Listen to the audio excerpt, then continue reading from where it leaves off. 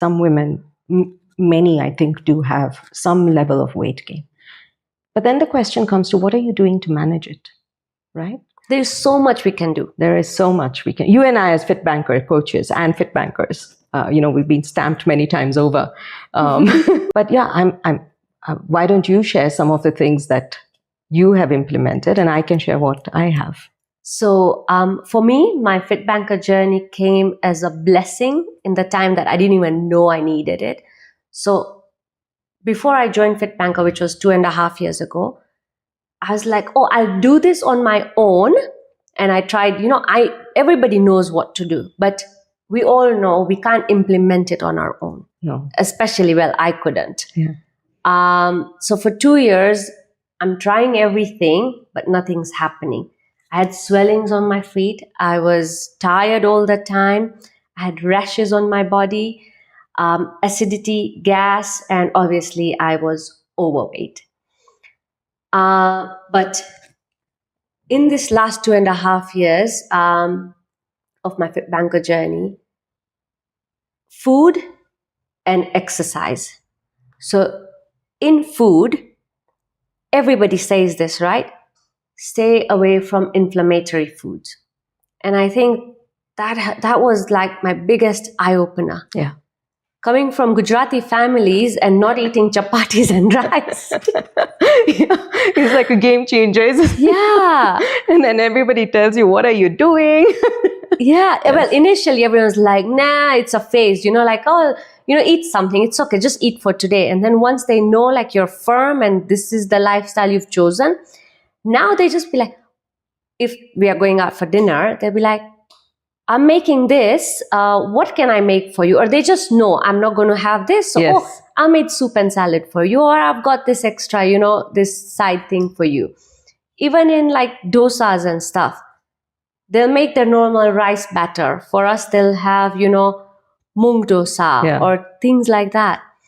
Or even at home, even kids have adapted. So food, key, like really, it's the key thing.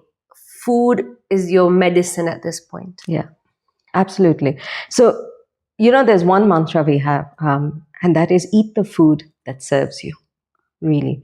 Now, there are certain categories of inflammatory foods that we all know. Refined sugar, so no added sugar.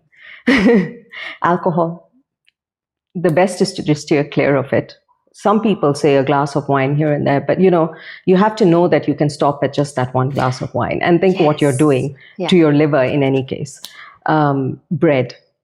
But anyway, we'll get into a totally different thing. But here are a few examples. But why food? And, we need to remember our metabolism is not the same in our 40s and 50s, particularly when our hormones are fluctuating, as what they were in our 20s. So yes, in our 20s, we could eat that big pizza. We could eat the cake, we could eat the coffee. I'm not saying it was the best thing to fuel ourselves with, but we could eat it without, and depending on your body type again, without seeing sort of monumental weight gains. Exactly. We're not there anymore, and we need to accept that. So now I think of a pizza and put on a cake. Yeah, you breathe, you inhale a cake baking, and it all goes to the hips. But anyway, so I think the thing is just to realize, keep those as once in a while treats. I think about when we were younger, and I don't know if this was your experience. I partly, grew up in India and partly in Kenya when we moved here. But in our household, even dessert was not a daily thing. Yes. We didn't have a sweet thing every day. It was once a week, maybe once in 2 weeks, or if guests are coming home, my mom would make something, and we didn't have. Back then in Nairobi, we didn't have so many cafes and restaurants and everything where you could just go and pick something if you felt like it. It was what you cooked at home. Yeah. So, a cake was when you had a birthday or you went to a birthday party. That's it. But now, I don't know, in our Gujarati households, we don't have cakes every day, but you'd always find like laddus, stocked up. Yeah. And that has to go out. It needs to be once in a while. Yes. It's a treat. It's not a daily thing. Yes. And the same with the type of foods we're eating. Again, because we've learned this on Fit Banker, we're not against carbs and we're not against fats. But are you taking the right carbs and are you taking the right fats is the question. And the other thing we need to acknowledge at this age, as we had mentioned earlier, is in your 30s, definitely in your 40s, and certainly post-menopause, what does happen is your muscle mass is constantly going down. What are you doing to maintain it? And this is where the next thing comes of exercise. What are you doing to maintain your muscle mass? Now, many may say, oh, I make sure I walk 7 times every day of the week, which is lovely. I think it's great if you have that exercise and that habit. And particularly if you're walking outdoors, as Dhruti just mentioned, going to Karura Forest, in nature, with birdsong, I think there's nothing like it. But there comes a time when we need to start considering strength training as part of our daily routine. Not daily, I would say weekly, 2 to 3 times minimum per week is what the general studies, medical studies advise. And what is strength training? It doesn't mean you have to go to the gym and start pumping all kinds of different equipment. It starts with body weight. Learn to just start with body weight. If you've never done strength training, start with body weight. And I remember this was one of my doubts. I don't know if you had it when I first got onto Fit Banker and I thought women strength training, why on earth would they want to start looking like Arnold Schwarzenegger as a woman, right? And then it was, we understand that we don't produce the sort of hormones that will allow us to reach that kind of pumped look. My coach tells me, do you know how hard it is to look like that? Yes, it's super hard even for a man to look like that. For a woman with the hormone profile that we have, it's very, very hard to reach that. But you need to do it to maintain your muscle strength. And why? Because the quality, there are studies now that even show the quality of your muscles determines the quality of your aging. Yes. And how strong but what about how strong your muscles are? Which is the biggest risk we have after menopause, after a certain age? Fall risk. Oh my God. And you know what? Studies have shown and proven that once you injure your hip or break your hip, then you've only got less than a year to live. Is it? I don't know if it's mentally, psychologically, or really anything to do with your, physiological aspect. But yes, it has shown, and there are quite a few examples. We won't go into that, but it is a risk. We've lived independent all our life. Now imagine bedridden or taking somebody's help, for normal everyday activities. Yeah, we don't want that. It takes a toll on you emotionally and psychologically as well. Yeah. Fall risk. And what do you need to prevent fall risk? Strong muscles, yes, but strong balance as well, which is where routines like yoga and Pilates, which are kind on the bones as well, but great for flexibility and, and what is aging? You're part of aging and when we feel we are growing old is, I can't, do the things I was doing before. My muscles have gone stiff. Yeah. That is a sign of it. So what are you going to do about it? We can't just say our muscles are going stiff and sit back and wait for it to continue becoming stiffer. So do things like yoga, do Pilates. At my age, so because I grew up partly in India and back in the day, swimming was a luxury. We didn't learn swimming there. I came to Kenya. I learned a little bit, but I was in high school when we moved to Kenya. And so I learned basically what I call survival swimming. So I can keep myself afloat and I can make it from this end to that, not for endless amounts of time, but I can just about manage. But there was never anything technically good about it.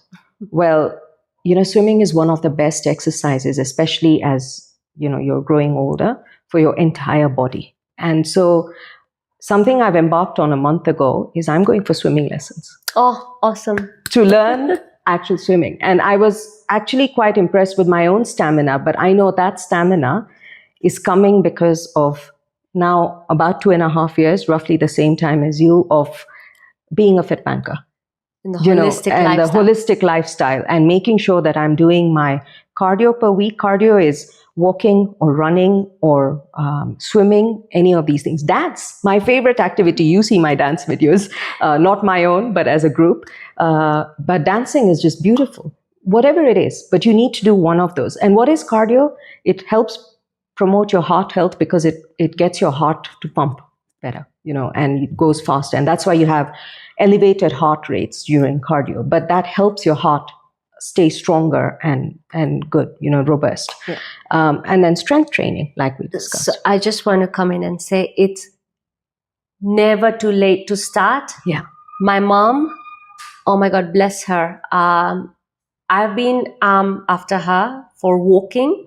So she started that. But this year, she's 60 plus. This year, she started doing Pilates. Amazing. And she's gone from once a week to twice a week now. And she had joint pains. And she's like, no, but my knees are, hurting. And I'm like, all the more reason to start. And the doctors, bless the doctor we went to, he also said, you know what? Starting Pilates is the best thing you've done. I agree. Do not stop that. So through both my pregnancies, I did, I forget, brain fog, pregnancy Pilates, if I could call it that. There's a technical term for during pregnancy Pilates, but I did that. And I honestly believe it gave me the strength to have a normal delivery both times because my core was strong.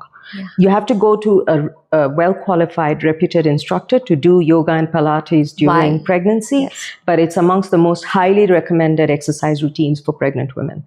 And it made the world of difference, and I've continued since then. I regularly go for Pilates. I go to Body Equilibrium Studio here. I do yoga on FitBanker's yoga thing. I do strength training 2 to 3 times a week and cardio. And, cardio, and people will wonder, where do you find the time for all that? If you don't find time for that, you'll end up finding time. And I don't mean to be a doomsday prophecy kind of thing, but you'll have to make time to go to the hospital. Yep. And then also people say, oh, all this costs money. But so do pills and doctors. Yeah, exactly. And, yeah. And it doesn't all cost money. FitBanker's workouts are online. They're free, for example. Yes. There are many such apps. Walking is a free thing at most. If you go to Karura, you're paying your entrance charge, which is contributing to the environment and maintenance of Karura Forest. Yay for that. And go walk in nature. I walk, I'm not a morning person, but now that my son is doing early morning swimming, I wake up extra early and get him. But you know what I'm using that hour for? I walk in my garden every morning. And these days, some of my Instagram reels are dawn skies because I'm falling in love with dawn skies. And I've never been a dawn person, but there you go. You discover yourself again in perimenopause. And so, do we feel fatigued? Yeah, there are times. And, one of the other things is rest.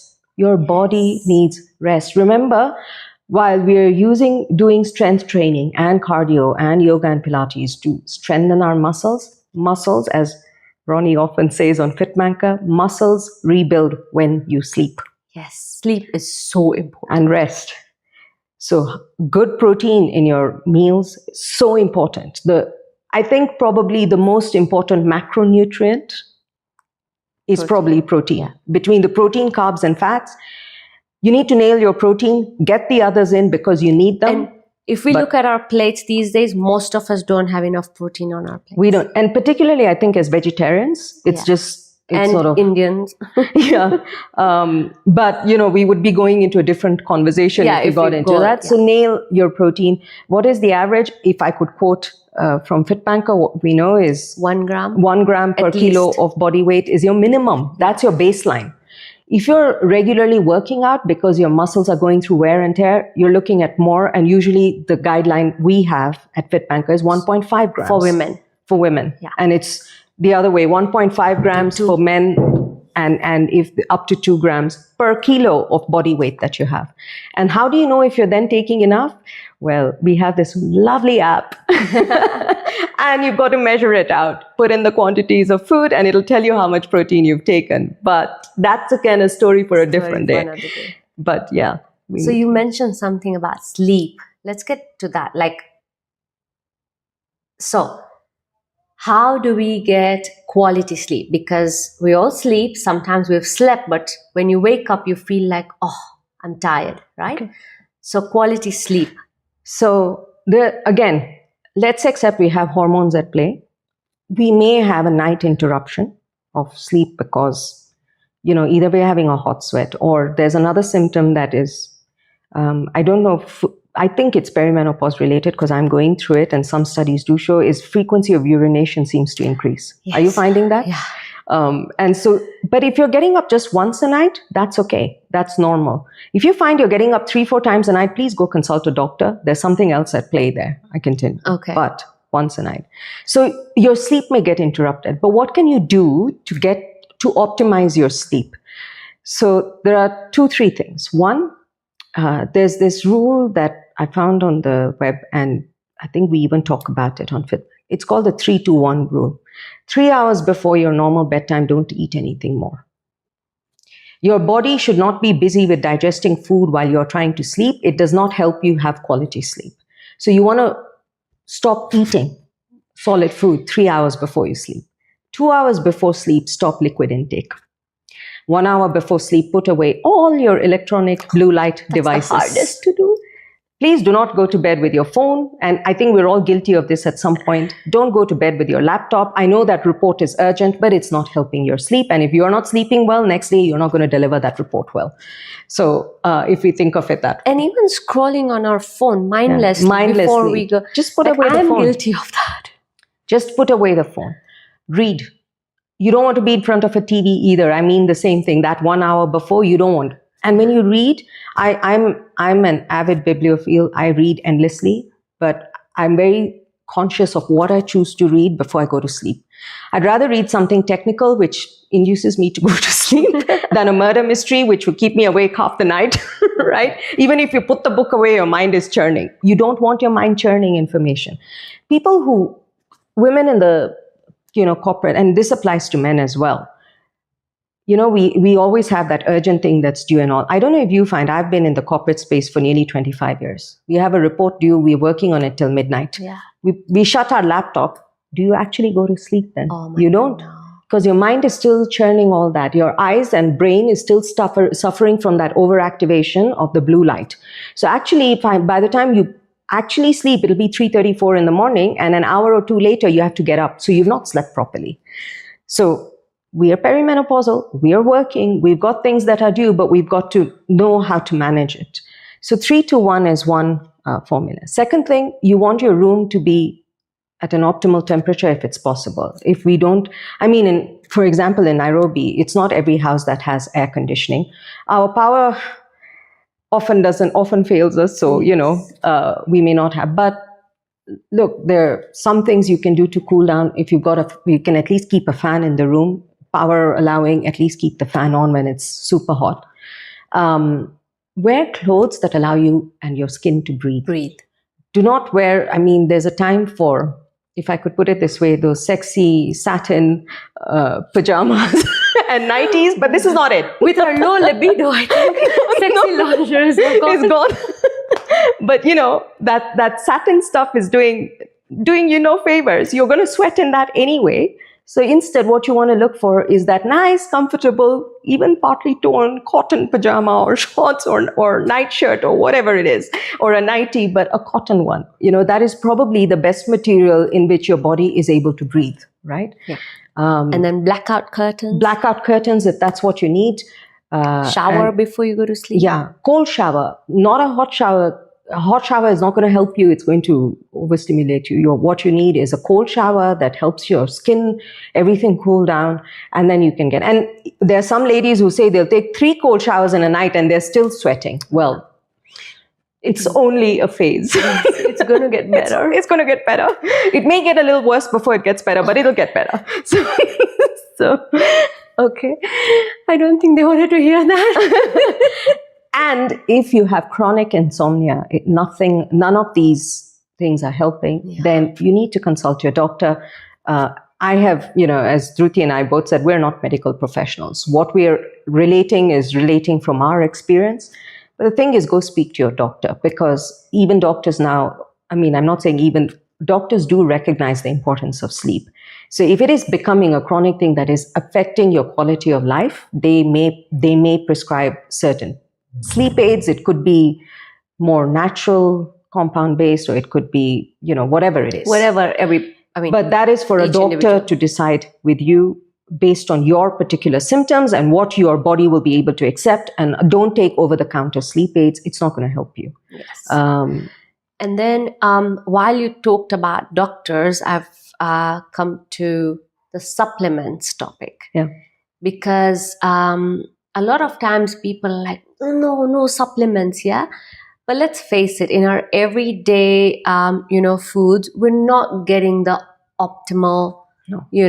supplements or optimal nutrition that we need. And supplements is just something that, to get us there, the added. Yes. Yeah. And I was one of those people. I said, no, I don't want to take supplements. But ever since I started taking, a lot of my other symptoms are manageable. Yeah. I'm more aware about a lot of those things. So I'm a better person to be around, basically. Yeah. But it's something as simple as you need it for you to function. So a key supplement that most of us, even though we live in a sunshiny place, need is vitamin D3. There is I think across the board, whoever I speak to, everyone has a D3 deficiency these days. And D3 is so key because even something like calcium, which is needed for your continued bone health, the absorption of calcium is dependent on your D3 levels being at a normal level. So if you're deficient in D3, even if you're taking a calcium supplement, it's doing nothing for you. The absorption is not happening. And then other nutrients absorption is then dependent on calcium. Exactly. So it's like a cycle. So, and how do you know this? You go and do a blood work, as Jyoti mentioned. I think in any case, now in your 30s, but certainly post 35 as a woman, at least once a year, you should be getting a general blood work profile. And if you go to any medical practitioner, they'd be able to tell you what kind of profile. You need to check, is there any risk of you getting into a pre-diabetic range? And if you are in a pre-diabetic range, that's a great point at which you address it before you become diabetic. Yes. Yeah. But how will you know this? You're only going to know if you do regular blood works. So there's a whole profile and set of tests they do now. It's a comprehensive package in several places. I can speak from in Nairobi. You would have that experience as well, but I'm sure it's the case everywhere in the world. Just do it. Do it once a year, at least you know. And again, go to your doctor for supplements. Supplements are our new best friends after exercise and food. Yeah. B12 is the other one. As a vegetarian, we're all going to be lacking B12. Let's accept that, okay, our body cannot do it. Again, when you're young, your body is able to absorb it from things like yogurt, which is decent, not at the category of the meats that have B12, but yogurt does have a decent amount. Yes. But after a certain age, it's just not absorbing it anymore to the level that your body needs. Exactly. It may be absorbing some, but it's not the same. And also we're bigger, so the amount we need as adults, how much of yogurt do we need to eat? Yeah, good point. So at some point we do need supplements. Now, let's talk of friends and family support. Mm-hmm. For me, oh my God, as I mentioned, bless my friends and my family. My kids who are aged 10 and 11, well, they know about periods, they know about the big topics. So the day I'm feeling low, because I am aware, I'm able to tell them, today I'm feeling a bit low, so I'll be a bit quieter, okay? And they understand. Mm. And they're so, kind. And they'll bring me hot water bag and they'll ask me what I need and they'll be quieter, or they just won't be fighting, with each other. And my husband, oh my God, bless him. The days he's rushing out to go to work and I'll be like, can I just cuddle? And as soon as he'll just look at my face, he's like, yeah. And there I am crying my eyes out. And he'll give me the half an hour I need. Mm-hmm. And then my friends, like one phone call away, the one who came to Karura, the one who came to see me. This is the time you need your friends, your community. Yeah, speak to people. Let them know what you're going through. My mother-in-law, people in your extended family. They're all there for you if you allow them to be. Absolutely. And reaching out to them, or sometimes, what you need is just some space. Yeah. Some room to be. And sometimes you need just a little bit of rest, which, because we're so busy taking care of so many things, we forget to give ourselves that. Yeah. But yes, I think it's of paramount importance. Where does depression and anxiety stem from? So you could be having a low mood that stems, there's a lot of anxiety and you're feeling sad and everything.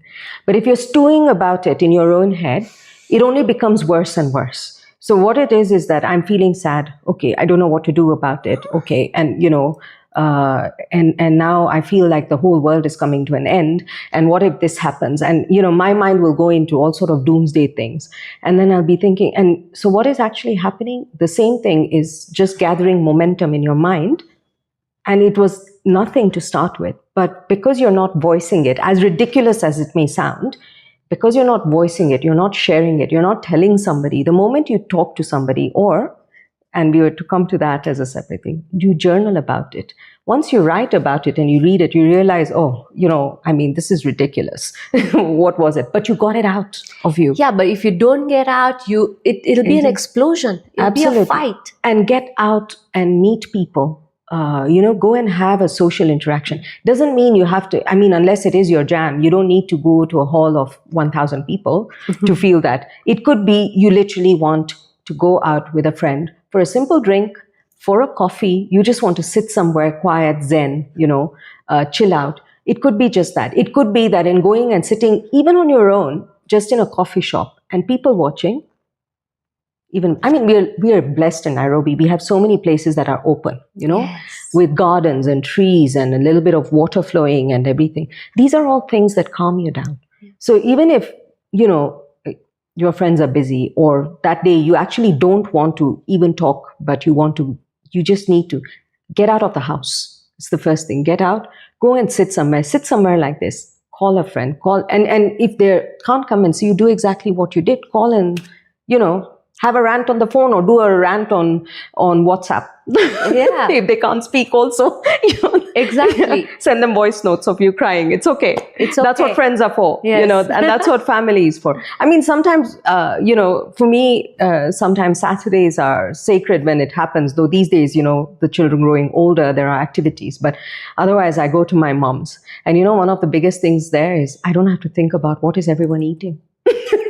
I can be. My mom and dad will tell me, why don't you go rest? Go put your feet up, and just knowing that you can you be have Zarna. that. You don't. Yeah, I'm Jarna then. I'm not mummy, You're not wife. You're not I'm not wife. Yeah. I'm not daughter-in-law. I'm not even daughter. I'm just Jarna. And they're just telling me, you're looking a little worn out.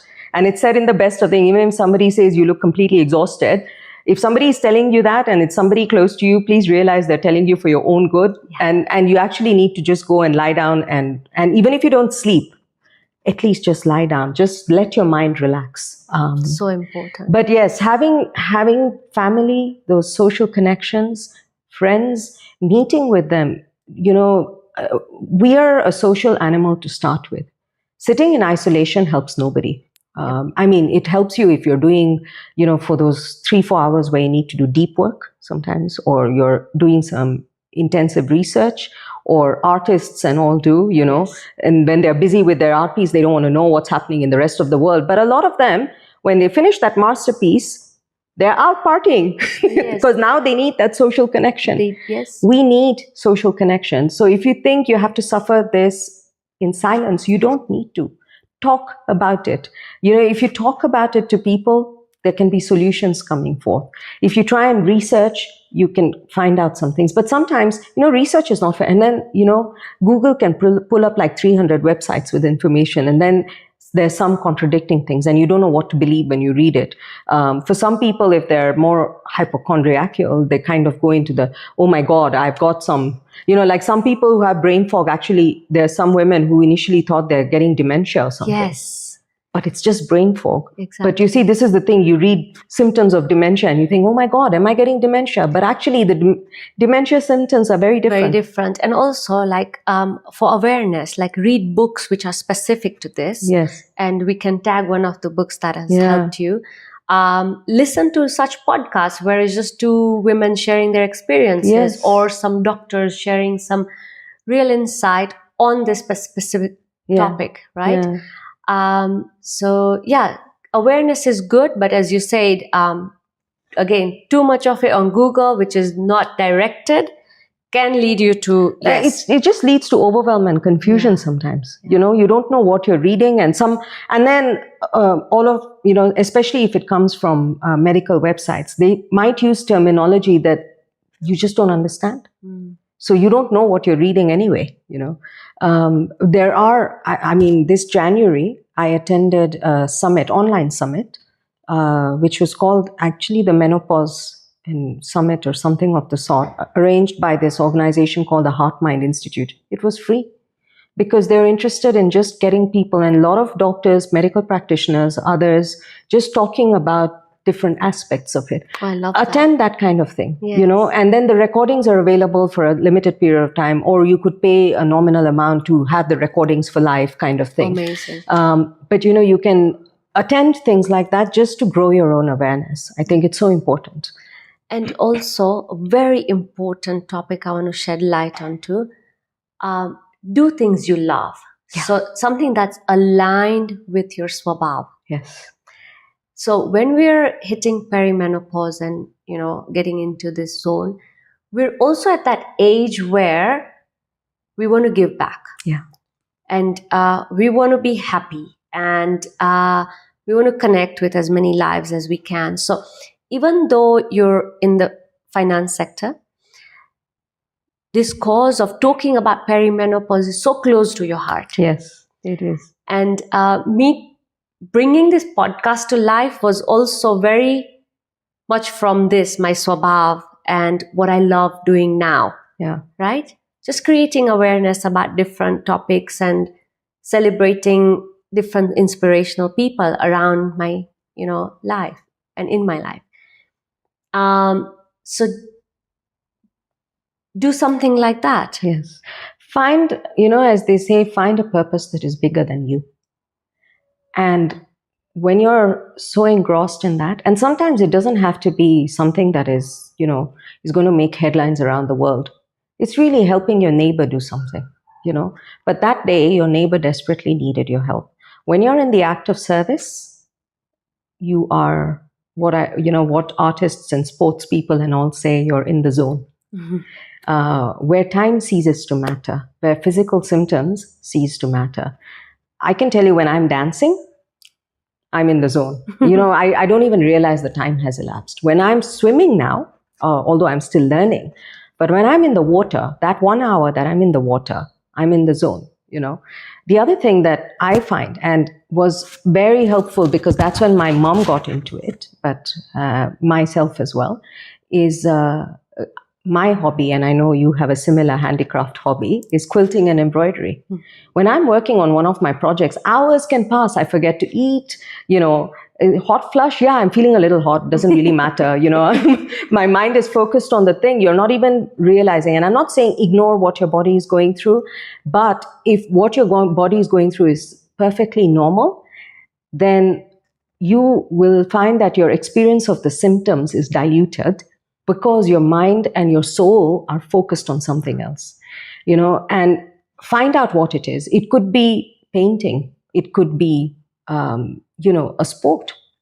And why not? It could be that at this age, a childhood dream you had of playing the piano, which never happened, go for piano classes. Who said it? You can only learn when you're a child. You can learn now. And it's great for so many, you know, learn a musical instrument. Music, everybody, I mean, you read enough of things. Music heals. Yeah. So depending on what type of music you listen to, go and learn it. If you want to learn a violin, go and learn it. I mean, what is the worst that can happen? Somebody would tell you, you're never going to be a maestro in this. It's okay. I'm just learning for me. It's for us. You know, it's for my happiness that I'm learning it. Go do it. So I've started painting. So all the paintings that we hang, they're done by me and my kids. Wow, how nice. So after dinner, this is how it started. And they really got into it. And then I think it was COVID times, and through one of our friends, we started crocheting. And just also dancing. Yeah. We gather, like when our family gathers, there's always music and dancing, and no matter the age, like my dad and everybody my mom will all dance. Yes. No, it's great. And the other thing is social work. What is something you're passionate about? Is it feeding, the less well off? Go do that. Is it education? Having, those who are not so fortunate, giving them access to education. Go and do that. Is it the environment? See where you can help out in causes like this. There are so many things we could do that forget helping others will help you as well. Have you noticed your passion for creating awareness on perimenopause and me doing the podcast have birthed from the coaching body? Yes. I have to give full credit to the coaching body, for that. If, there is actually a masterclass, if this is being even today, and I think one later. But, the coaching body is not just about learning to coach people and to be a performance coach. It's about leadership. It's about entrepreneurship. It's about finding your swabhav and aligning your life to your swabhav. There's so many facets and nuances to it that are difficult to explain at this point in time with the time we have left, and because we're dealing with one topic. Yes. But I will put a link for anybody who wanted to go to the masterclass. Yeah. And if you have any questions, you can always reach out to us. Yeah. Also, all the things we've talked about that will help us manage our symptoms is what we cover in FitBanker. Yeah. And there's FitBanker. There's many, there's several programs, treks and adventures. Yes, that can help people. So again, also on that, if anybody has any questions, it has truly changed our lives. I can say for me, and I've shared this on several other interviews, but I can definitely say at a stage where most people will say you'll put on weight, I lost weight. With a hypothyroid condition in play as well, I lost weight. I didn't need to lose huge amounts. And I think a caution I would give people, while we are worried about the weight gain, women and ladies in particular at this stage in life, when we are going for weight loss, please don't do dramatic things. You're not helping your body. Remember, the weight you want to lose is the body fat. And this is something we're taught in FitBanker. A lot of other health programs have it, but in FitBanker, we delve into this. Because if you're just losing weight and you shedding muscle instead of fat, you're actually doing yourself more harm. True that. So what we're aiming is, yes, if you're overweight, by the way, if somebody is overweight, unfortunately, it does result in more exaggerated symptoms.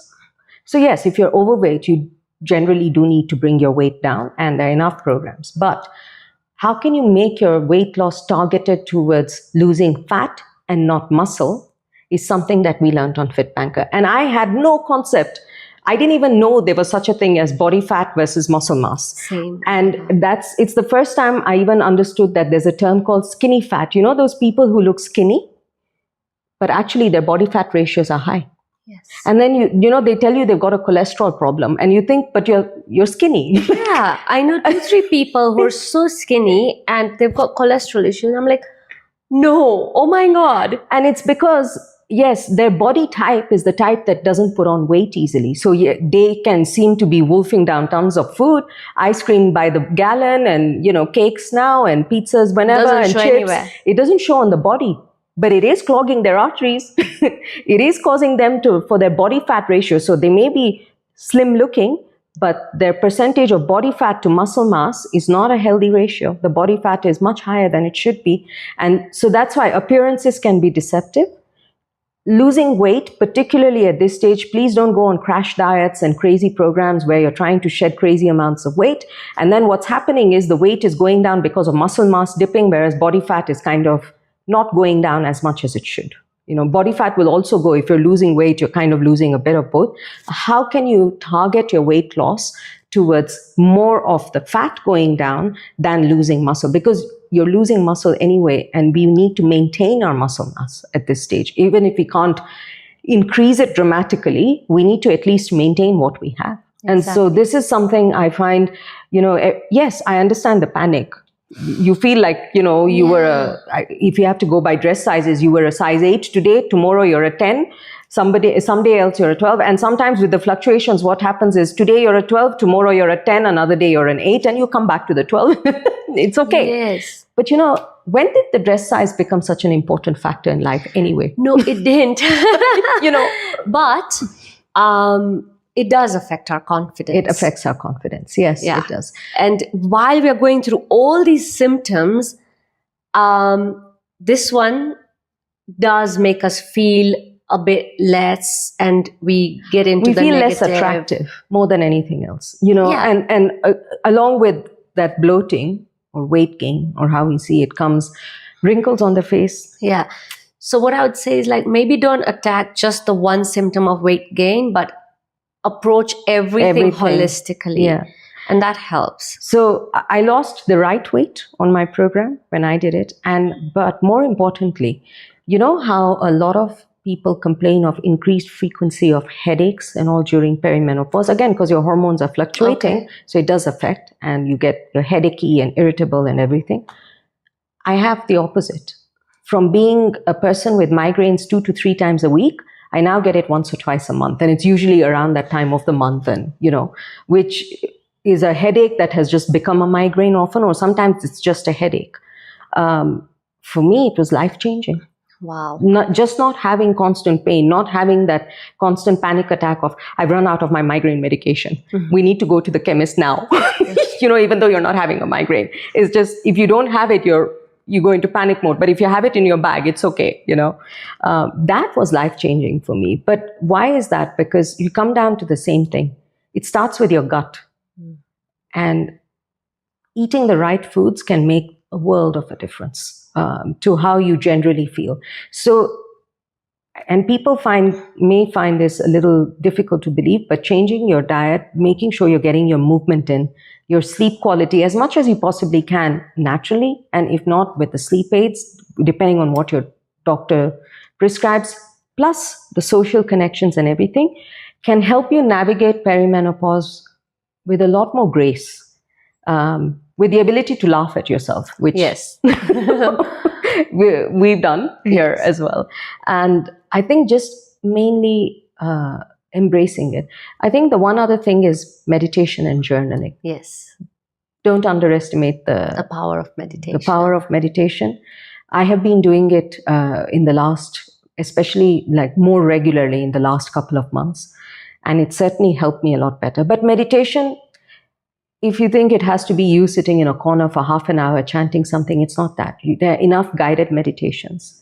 Meditation could even be you doing a walk on your own at, dawn, like I've been doing. And you're not listening to anything else, but you're listening to nature. It's a meditation on its own. Definitely. Because you're one with nature then. And nature is healing, Yeah. So if you're doing that, that's a meditation. So the Sunday we went to listen to Robin Sharma, and he mentioned journaling as well, right? So a lot of motivational speakers swear by this. Yeah. And journal what you're grateful for, what you've done well today, what you didn't do well, or what you want to improve on. Yeah. Just simple things, right? I mean, it's as simple as just saying, to start with, if you've never journaled, just do 3 things you're grateful for every day. Yeah. Just start with that. Just jot it down somewhere, 3 things. Or if you're, notes on the phone or on your laptop or whatever it is. But just do that. Gratitude is one of the best things as a mood lifter, right? Definitely. If you're grateful for things, that's where your energy is going. And so that's the energy you get back. Definitely. And on that note, I'm so grateful for you and doing this podcast. Thank you for having me, Dhruti. Thank you really, so much. It's been a pleasure. Yeah, I've learned so much as well.